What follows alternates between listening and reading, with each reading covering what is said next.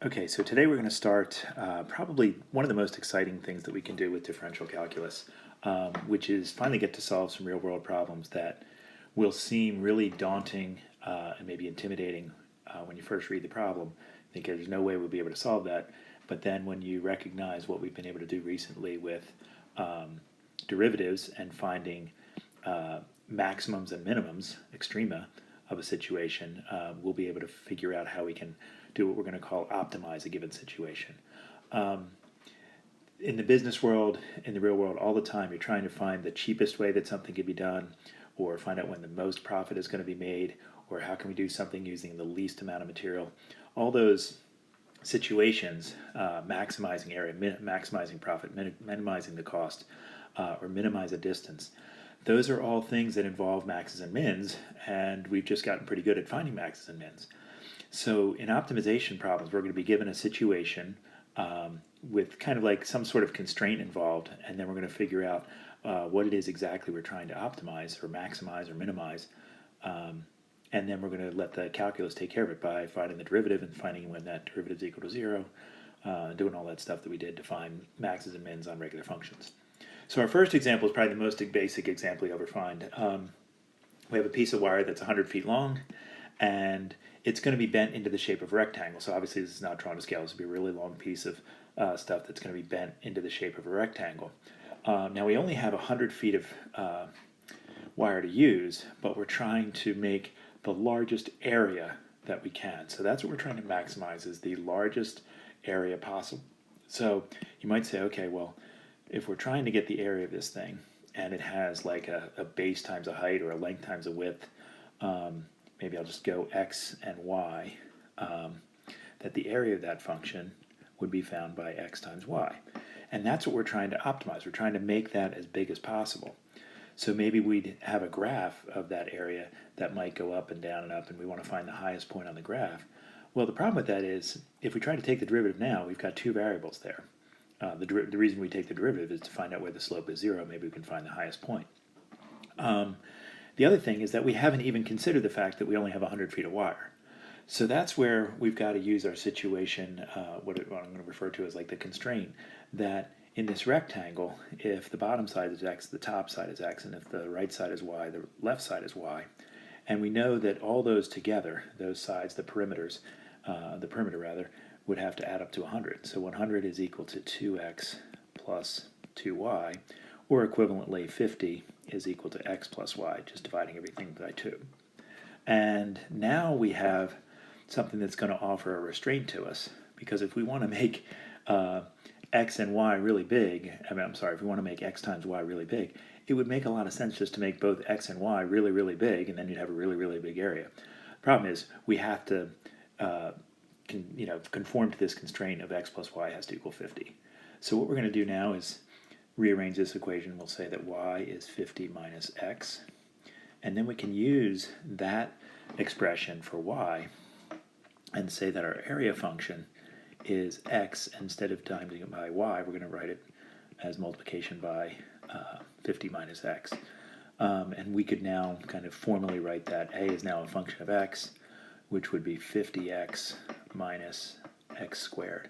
And again, I just wrote it sort of in function notation to realize that any value of x that you pick, if you're going to let x be 3 feet, you'd plug 3 in here, which would put 3 in there and 3 in there, and it would spit out a value, and that value would be the area if x were 3.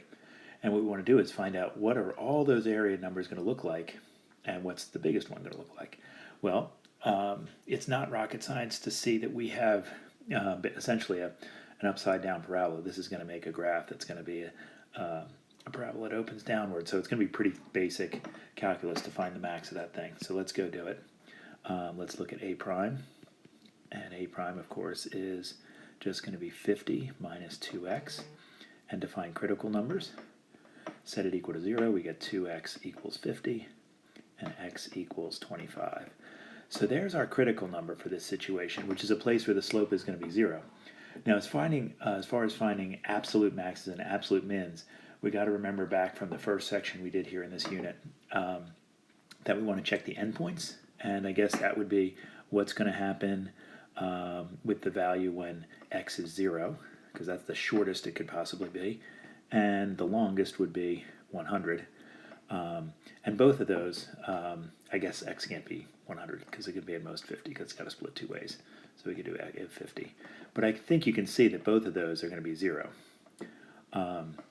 So it looks like this critical number is probably going to provide our maximum area. So we could verify that if we were to take the second derivative. That's one way to verify it. The second derivative, of course, is just simply -2. And since that's negative, it's always less than 0. And that means that the function is always concave down because it doesn't matter what x is. The second derivative is always negative. That means our function is always concave down. Thinking about it as a parabola, that makes sense. And so what we found is a place where x equals 25, where the slope is 0, but the function's concave down, and therefore x equals 25 represents the max area. And usually with these problems, they ask you to find the dimensions, or something like that. They're not going to ask you to just find the width or just find the height.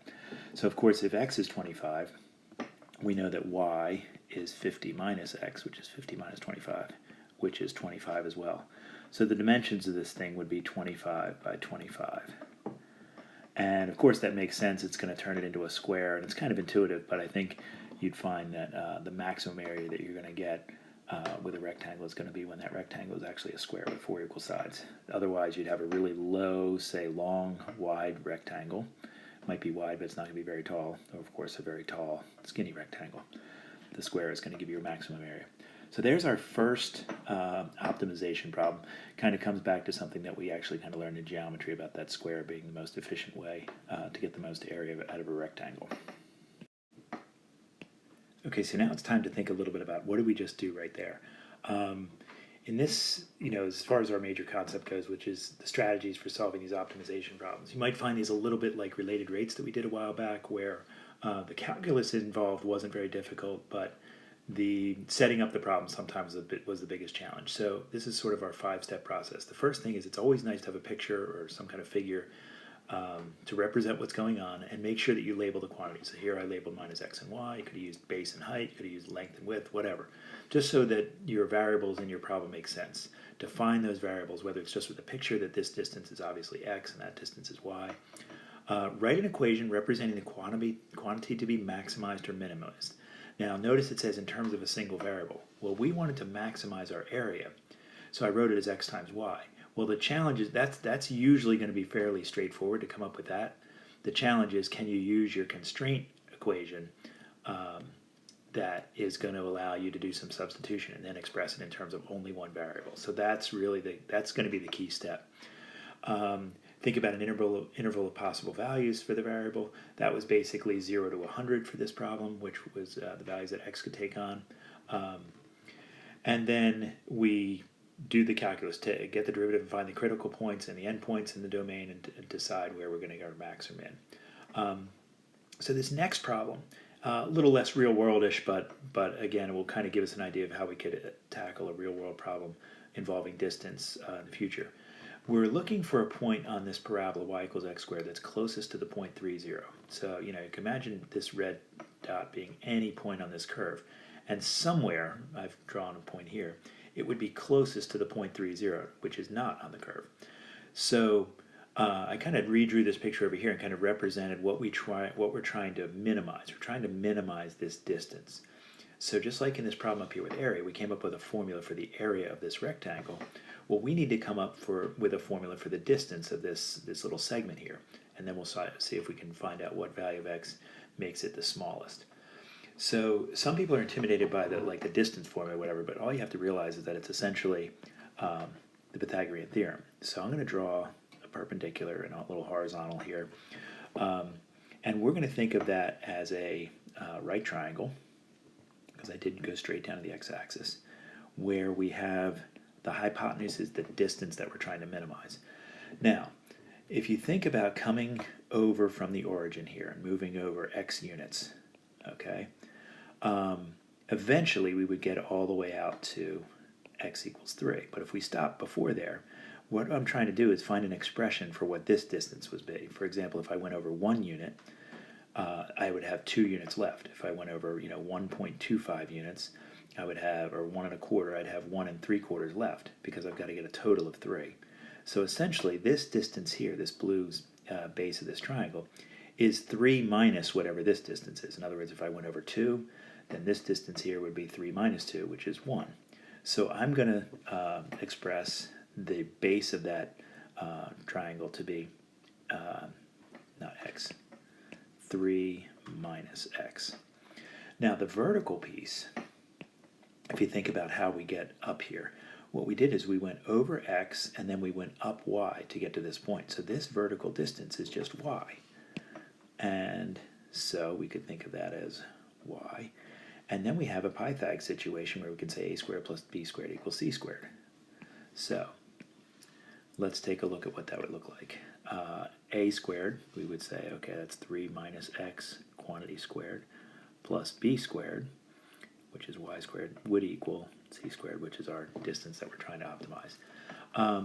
Now, two things here. One, we don't have d by itself. We have d squared. We're not going to worry about that right now. But the other concern is we have y in here. And just like in our area problem before, we didn't want to have two different variables. So what I'd like to do is substitute for that y if I can. And luckily, we know exactly what y is. Y is x squared.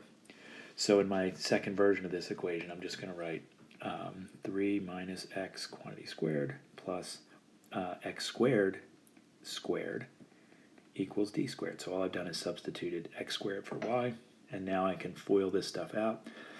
3 minus x squared, 3 minus x quantity squared is going to be 9 minus 6x plus x squared, and then we have x squared squared, which is x to the 4th, and that's equal to d squared. Okay, now we need to talk about this d squared thing a little bit. If you think about trying to minimize this distance, and yet we don't have a formula for that distance. Obviously, we could take square roots of both sides of this thing and we would get d by itself. However, that's going to create a fairly ugly function for us, and we have a way to get around this. Every time we're trying to minimize distance, as long as it's just one segment of distance.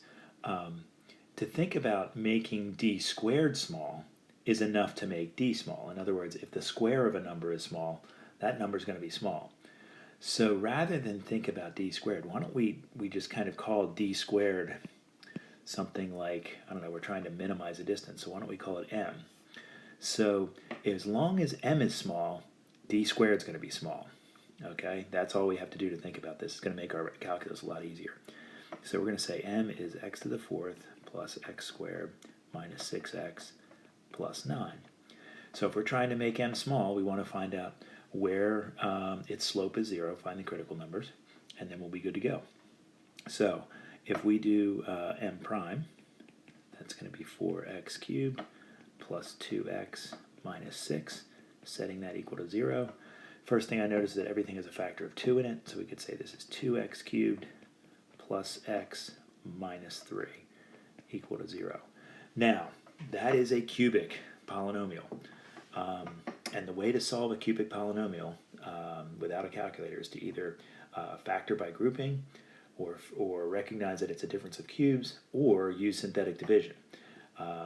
And this is not a factor by grouping situation because it only has 3 terms instead of 4. It's not a difference of cubes. So synthetic is what would come up here. And so we want to take our coefficients, which are 2x cubed. We have no factors of x squared. We have one factor of x, and then we have a minus 3. And remember, the things that could be zeros of this thing are the factors of negative 3 over the factors of 2.